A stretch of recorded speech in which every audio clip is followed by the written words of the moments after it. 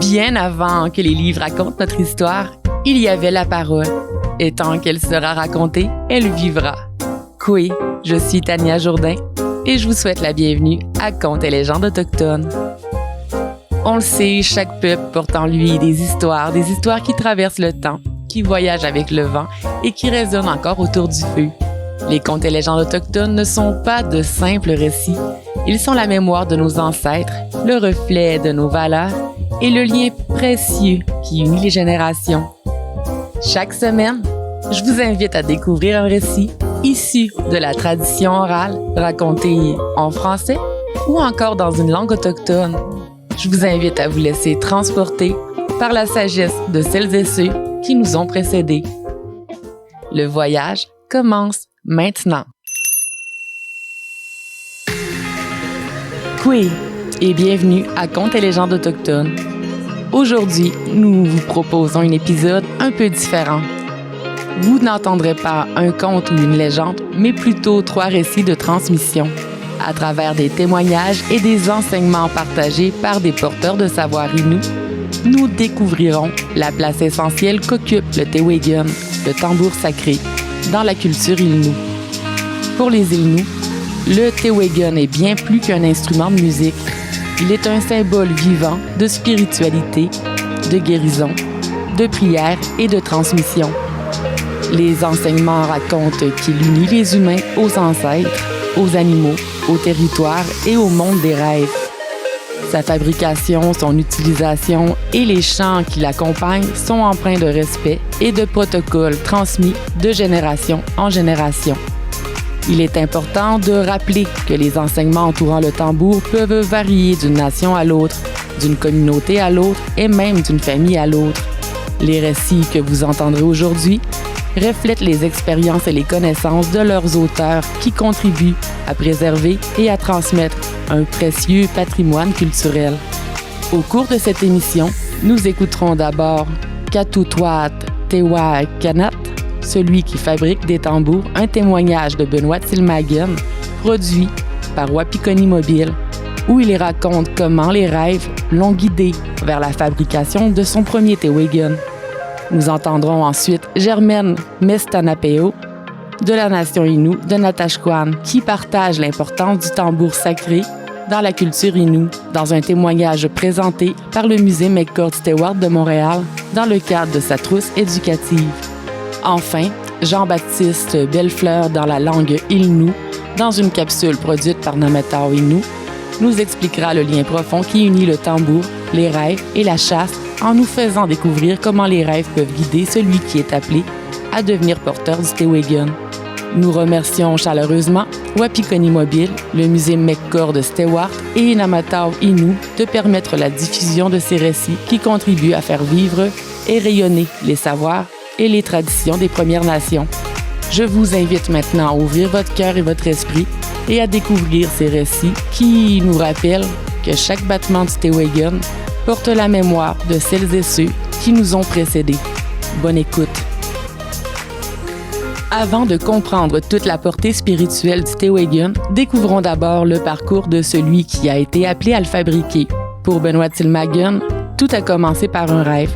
Un rêve qui, selon les enseignements du Néné, n'était pas un simple hasard, mais une permission transmise par les ancêtres. À travers son témoignage, il raconte comment il est devenu fabricant de tambours et pourquoi encore aujourd'hui, il considère le Tewégun comme un objet profondément sacré. Écoutons maintenant Katutwat Tewa Kanat, celui qui fabrique des tambours, un récit de Benoît Tilmagen, produit par Wapikoni Mobile.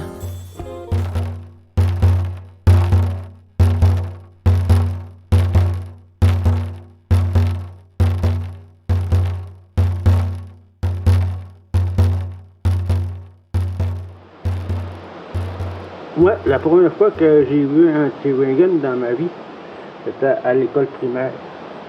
Le Tewégun, ça m'a resté marqué sur cette image-là. Et bien des années plus tard, après que j'ai rentré à ma CEH, j'ai rêvé au Tewégun. Le rêve que j'ai fait, il y avait un Tewégun que je voyais dans l'arbre. Entre l'arbre puis le Tewégun, il y avait une perdrix. Je ne pouvais pas tuer la perdrix parce que le Tewigin était là.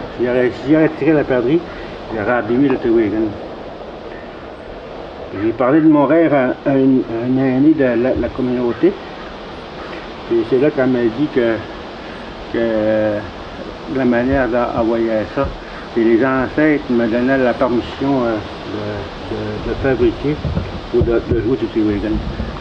Mon premier Tewigin que j'ai fait, ça fait plus que 5 ans. Je l'ai fait au couteau croche. Ça, c'était mon premier Tewigin que j'ai fait dans ma vie. J'ai montré mon Tewigin à un aîné, puis il m'a dit que c'est un vrai Tewigin. Dans la communauté, il y en a d'autres qui seraient capables d'en faire, des Tewigin. Mais ils ne donnent pas la permission parce que soit qu'ils n'ont pas rêvé, soit qu'ils sont pas assez âgés. Le Tewigin, pour moi, c'est un objet sacré. Puis je ne me permets pas de chanter avec le Tewigin parce que je ne parle pas assez bien la langue Innu. Si je parlerais la langue Innu, ça ferait longtemps que je m'aurais mis à chanter, mais je me contentais d'en fabriquer. Puis, la plupart des Tewigin que j'ai faits, je n'en ai pas vendu beaucoup. J'en ai donné. J'ai déjà composé 2 chants pour le Tewigin. J'ai montré mes chansons à une de mes tantes. Elle m'a dit que je me débrouillais très bien. On comprenait ce que je chantais. Pourtant, je ne sais pas écrire le montagnais. Puis, je ne sais quasiment pas parler, mais j'ai réussi à écrire une chanson en montagnais pour le Tewigin. Mais je me suis fait dire que je pouvais en vendre aussi, mais pas n'importe qui. Je n'ose pas trop faire de l'argent avec le Tewigin parce que je considère ça comme un objet sacré. Un objet sacré, pour moi, ça se vend pas. C'est comme si qu'un curé irait vendre ses objets spirituels dans l'église et il ferait de l'argent avec ça. La même chose pour le Tewigin. C'est comme ça que je fais. Puis faire un Tewigin, habituellement, il faut prendre son temps. Je ne peux pas se presser parce que habituellement, quand on fait un Tewigin, on prend son temps puis on est en prière. Parce que le Tewigin, c'est un objet de piété aussi. Le Tewigin, c'est considéré aussi comme un instrument de chasse. Autrefois, pendant qu'il y avait des famines, le joueur du Tewigin demandait d'avoir une belle chasse et que le gibier revienne en jouant de tambour. C'est ça que c'est considéré comme un objet de chasse. Étant donné que ça fait pas longtemps que j'ai commencé à fabriquer le Tewigin, il n'y a pas d'enseignement. Je peux encore aller voir un aîné pour avoir des enseignements pour étudier le Tewigin. Il manque encore un peu de sagesse, comme on pourrait dire.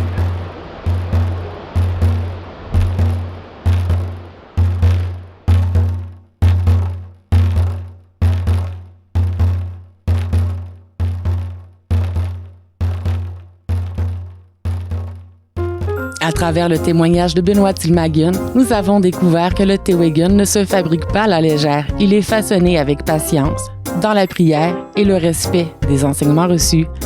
Mais au-delà de sa fabrication, quelle place occupe réellement le tambour dans la culture Innu? Pour répondre à cette question, nous donnons maintenant la parole à Germaine Mestanapeo qui nous partage des enseignements qu'elle a reçus des aînés sur le Tewigin, son rôle dans les cérémonies, la guérison et les liens profonds qu'il entretient avec le caribou, les esprits et le territoire. Voici le tambour sacré, un témoignage présenté par le musée McCord Stewart de Montréal.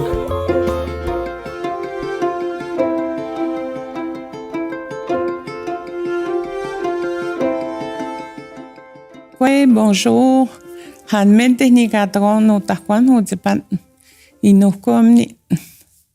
Je m'appelle Germaine Mestanapeo, je fais partie de la nation Innu et je viens de Natashquan. J'habite là-bas, dans le nord-est du Québec. Ça me fait plaisir de vous parler du Tewigin. Le Tewigin, le tambour sacré.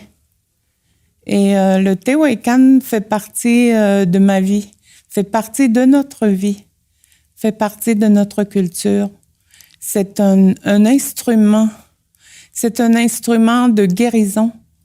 C'est un instrument qui nous relie aux esprits des animaux. C'est ce que les aînés nous ont dit et c'est ce que nous observons également. C'est une entité, le Tehuelcan. Moi, je l'appelle le tambour sacré. C'est un instrument sacré, comme la graisse de caribou est un aliment sacré. Nous avons comme des rituels, un protocole pour faire le makusham. Le makusham, c'est auparavant, là, c'est un grand festin qu'on mange ou qu'on mange ensemble pour partager les plats qui proviennent du caribou, la graisse de caribou, la viande de caribou. Et nous portons les vêtements brodés par les femmes, les sœurs ou les tantes du chasseur, qui sont bien brodés. C'est pour honorer l'esprit de l'animal. C'est comme ça. Et on invite la communauté ou tout le village ou le clan, la tribu. Et c'est comme ça qu'on finit par un makusham. Le Papa Cassio, le maître du caribou. Et c'est lui qui nous donne le Tehuelcan par sa peau. Les femmes le nettoient, les pilent, jusqu'à temps que ça devienne comme un tissu. Un tissu pour faire le toilettage là, du Tehuelcan. C'est ainsi. Les couleurs qui sont prises, c'est bien sûr les couleurs naturelles, les couleurs de bois, et le rouge. Le rouge parce que c'est la couleur du sang. La couleur du sang qui est le sang de tout le monde est rouge. La couleur de la vie. Puis c'est une couleur aussi une couleur de guérison. Traditionnellement, les chasseurs, les aînés souvent, attendaient d'avoir fait 3 rêves reliés au Tehuelcan. C'était ça. Comme mon père, lui, il est décédé, ça fait en 95, il est décédé en 95. Il avait fait son premier rêve. Puis l'animal qui lui a donné le premier chant, là, c'était un papillon. C'était ça. Tous les animaux sont importants. Des petits jusqu'aux grands animaux comme le caribou, l'ours.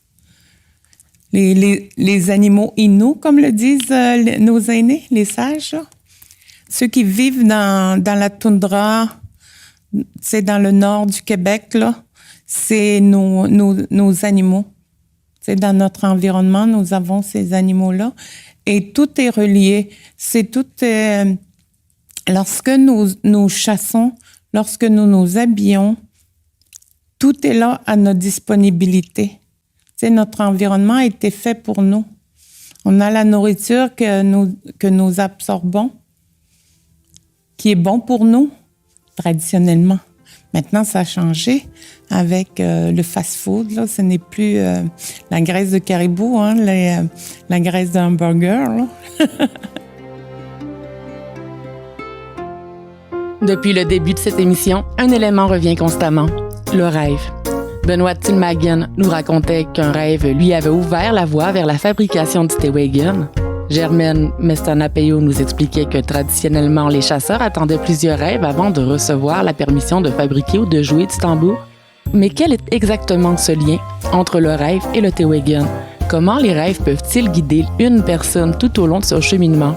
Jean-Baptiste Bellefleur nous apporte un éclairage précieux en racontant sa propre expérience. Il nous explique en inou comment les rêves lui ont transmis les enseignements, les chants et la permission de devenir joueur de tambour. Écoutons maintenant ce témoignage intitulé « Tambour, lien avec les rêves », présenté par Nametao Innu. mai là chứ nó về cái hòa ta đi nó về tao quá từ này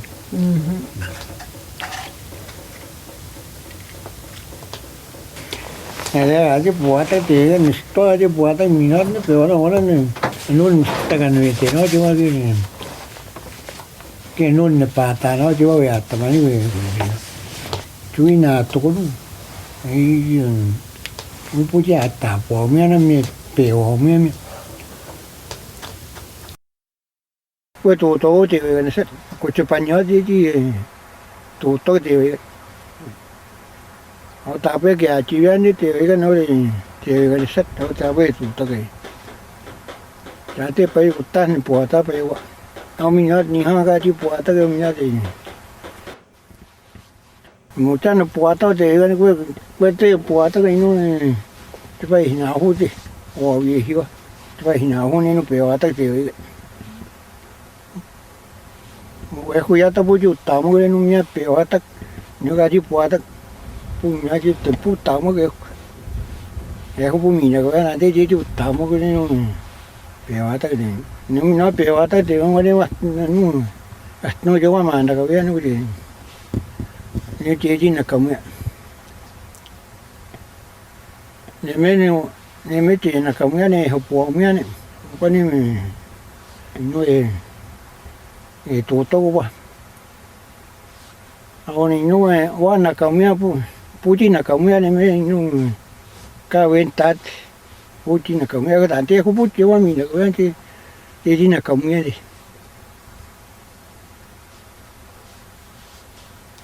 mình nói nên về hoàng mấy ông có nên có bà là cầm nhá, cái mà nhìn tôi quan chỉ này, mình chỉ nói tôi vậy, quan mà đi. Trên chế ni mà tận nó mà đi chế chỉ là có một tốt tận đi chế nó để trả tạm như con này để tàu cái nó trả tạm ít mỗi năm mà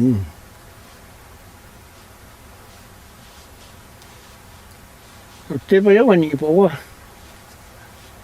thế chế nó không nào phố nó không bị nè thế gì mình nói ông tôi tên là bột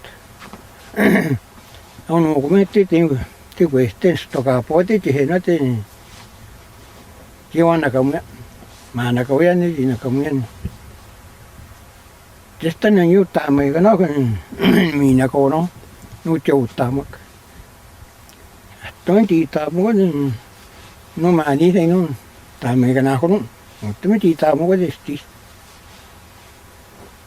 họ tao với ai đi mình ai đi anh nói nên mình là cái tao mình nó tao với về tao một tôi nó tao mày đó mà không phải nó bia này tan tôi nó tổ vào nó không phải nó tao mày cái đó nếu là cái này nhá cá tiêu vì ta gặp tôi biết đi quê đã tao mới tiêu cái ngày nó tao mới tiêu cái còn nó này mít này một tông cái này mít mới là cảm ơn mà chạy mới được nó là cái cái gì cái ta phụ quan thì ta tôi chơi ta phụ quan thì ta tôi chơi phụ theo áp cái gì thì nó áp mà cái ta tôi chơi muốn chỉ ta muốn thì anh tận tất cả thế nó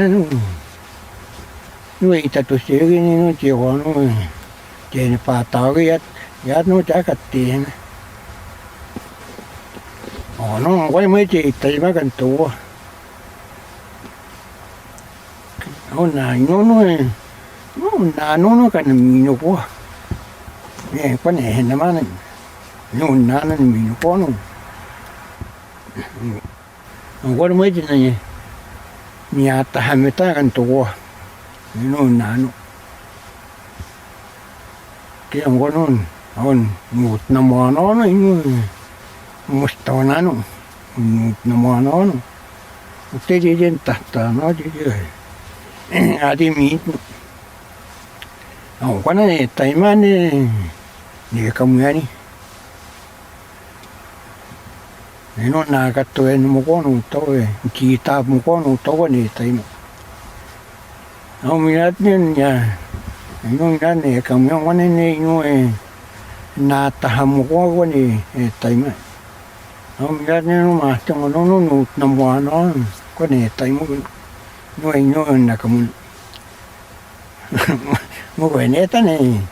Ne tane ino tio awi tio ne na kamun e taimani.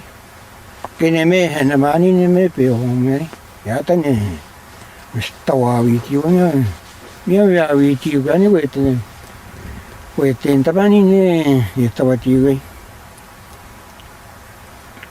tema ya pe o me ni de no ri testa mi ti va de un no na un me vi ti o ti o pe o mo ke ka ha bo to we tamo ko mani mo pustaminu itamo jo ape wa tamo pustaminu itamo ko ne ma me na no ya ta ti to ti wa ti won tawo ti no no ti ga ti inte uta ta ya mo ko ni ga na o te mo jan ti ta ke no i ta mo ko ti ta mi no da poi no gadi tamini ni cantione no i tatucciati poi io me na qua te tato ya de potaji basi chate me na qua cagadi basa tito mi quindi ma come vedete piazza tito guardate mon attabuji te poi. Au fil de cette émission, nous avons découvert que le Tewéguin, le tambour sacré, est bien plus qu'un instrument. À travers les récits de Benoît Tilmagen, de Germaine Mestanapeo et de Jean-Baptiste Bellefleur, nous avons compris qu'il est un héritage vivant, transmis avec patience, humilité et respect. Un objet sacré qui accompagne les prières, les cérémonies, la guérison et la chasse, tout en rappelant le lien profond qui unit les Inuits, au territoire, aux animaux, aux ancêtres et au monde des rêves. Ces témoignages nous rappellent également que la transmission des savoirs ne se fait pas uniquement par les livres. Elle passe d'abord par la parole, par l'expérience vécue, par les rêves, par les enseignements des aînés et par celles et ceux qui choisissent aujourd'hui encore de préserver ces traditions. Nous remercions chaleureusement Benoît Tilmagen, Germaine Mestanapeo et Jean-Baptiste Bellefleur pour la générosité avec laquelle ils ont partagé leurs connaissances et leur expérience. Nous remercions également Wapikoni Mobile, le musée McCord de Stewart et Namataw Innu qui contribuent à préserver et à faire rayonner ces précieux témoignages. Merci d'avoir été à l'écoute de Contes et légendes autochtones. Je suis Tania Jourdain et je vous donne rendez-vous au prochain épisode pour poursuivre ensemble notre découverte des récits, des traditions et des savoirs des Premières Nations. D'ici là, souvenons-nous que derrière chaque battement de Tewéguin résonne la mémoire des ancêtres, le souffle du territoire et la force d'une culture qui continue de vivre, de se transmettre et d'inspirer les générations d'aujourd'hui et de demain. Tinishkumuten, à bientôt.